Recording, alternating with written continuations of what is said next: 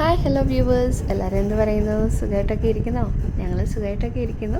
അങ്ങനെ പിന്നെ ഒരിക്കൽ കൂടി ഒരു മാങ്ങയുടെ സീസൺ വന്നിരിക്കുകയാണല്ലേ. അപ്പം ഞാൻ വളരെയേറെ വെയിറ്റ് ചെയ്തിരിക്കുന്ന ഒരു സീസണാണ് മാമ്പഴ സീസൺ. പിന്നെ ചക്കയുടെ പ്രത്യേകിച്ച് കുമ്പിളപ്പം, മാങ്ങയാണെങ്കിൽ നാട്ടുമാങ്ങാക്കറി എൻ്റെ വളരെയേറെ പ്രിയപ്പെട്ട, എൻ്റെ മാത്രമല്ല പലരുടെയും പ്രിയപ്പെട്ട ഒരു ഡിഷ് തന്നെ ആയിരിക്കും നാട്ടുമാങ്ങാക്കറി അല്ലേ.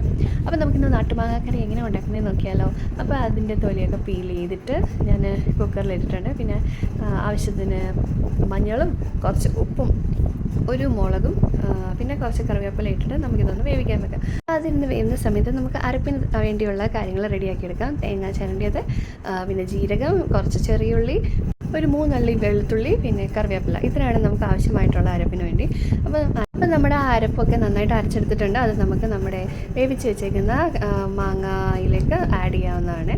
അത് ആഡ് ചെയ്തിട്ട് ജസ്റ്റ് ഒന്ന് തിളപ്പിച്ചെടുക്കാവുന്നതാണ്. അപ്പം ഇപ്പം നാട്ടുമാങ്ങ എല്ലായിടത്തും ആയോ എന്നറിയത്തില്ല, ചിലയിടത്ത് ആയി വരുന്നേ ഉണ്ടാവുള്ളൂ.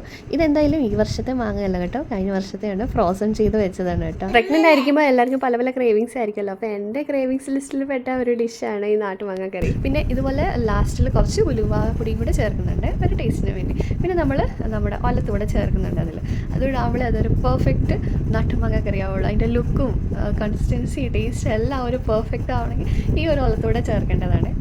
പിന്നെ ആവശ്യമെങ്കിൽ ലാസ്റ്റ് 1-2 ടേബിൾ സ്പൂൺ തൈര് ആഡ് ചെയ്താലും കുഴപ്പമൊന്നുമില്ല കേട്ടോ. ഞാൻ അവസാനം കുറച്ച് തൈര് കൂടെ ചേർക്കുന്നുണ്ട്, അത് ഞാൻ വീഡിയോ എടുത്തിട്ടില്ല. അപ്പം നമ്മുടെ നാട്ടുമാങ്ങാക്കറി റെഡി ആയിട്ടുണ്ട്. അപ്പം നിങ്ങൾക്ക് ഈ വീഡിയോ ഇഷ്ടമായെങ്കിൽ ഒന്ന് സബ്സ്ക്രൈബ് ചെയ്ത് സപ്പോർട്ട് ചെയ്യണേ. Thank you for watching. By.